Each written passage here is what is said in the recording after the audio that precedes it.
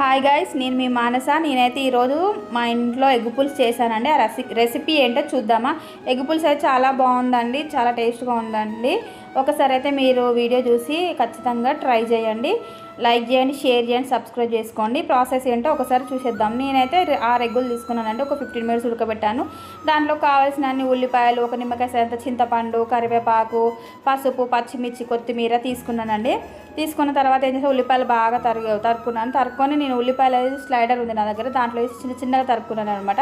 ఉల్లిపాయలు ఎక్కువ వేసుకోవడం వల్ల గ్రేవీ అనేది చిక్కగా వస్తుంది అనమాట. తర్వాత పచ్చిమిర్చిని, కొత్తిమీర తరుక్కున్నాను. కట్ చేసుకొని చింతపండు, కరివేపాకు, కొత్తిమీర, ఒక స్పూన్ జీలకర్ర, ఒక స్పూను జీలకర్ర పౌడరు, ఒక స్పూను మెంతుల పౌడరు, మెంతులు, ఉప్పు, కారం, అల్లం వెల్లుల్లి పేస్టు, నూనె తీసుకున్నానండి. నేనైతే ఎగ్స్ ఉడికిన తర్వాత ఒక బాండీ పెట్టి, తర్వాత ఒక స్పూన్ జీలకర్ర, అర స్పూన్ మెంతులు, ఒక 2 చిన్న గ్లాసుల నూనె పోసుకున్నా. కొంచెం నూనె ఎక్కువ వేస్తున్నాను, అయితే బాగుంటుంది.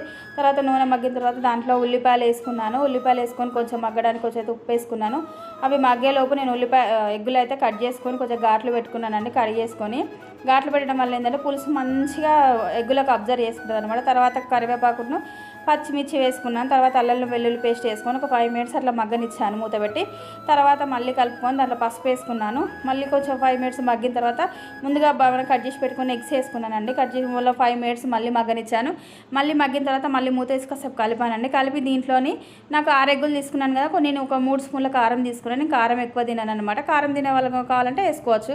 చూడండి, జాగ్రత్తగా కలుపుకోండి. కలుపుతుంటే ఒక ఎగ్ అయితే విరిగిపోయింది, నేను తీసేసాను. మళ్ళీ 10 మినిట్స్ మగ్గిన తర్వాత దాంట్లో కొంచెం ఎగ్స్ మునిగే వరకు చింతపండు రసాన్ని అయితే నేను తీసుకున్నానండి. ఎగ్స్ మునిగే వరకు పెట్టేసి కలిపేసి మళ్ళీ మూత పెట్టుకున్నాను. 2 స్పూన్లు ఉప్పు కూడా వేసుకున్నా. ఒక 10 మినిట్స్ మగ్గిన తర్వాత చూడండి పులుసు బాగా చిక్కబడింది. దీంట్లో కొంచెం అర స్పూన్ అంతా, చిటికెడంతా ఒక మెంతుల పౌడర్ వేసుకున్నా. తర్వాత నేను ఒక స్పూన్ జీలకర్ర పౌడర్ వేసుకోవడం వల్ల ఏంటంటే మంచి టేస్ట్ ఉంటుంది అనమాట పులుసు.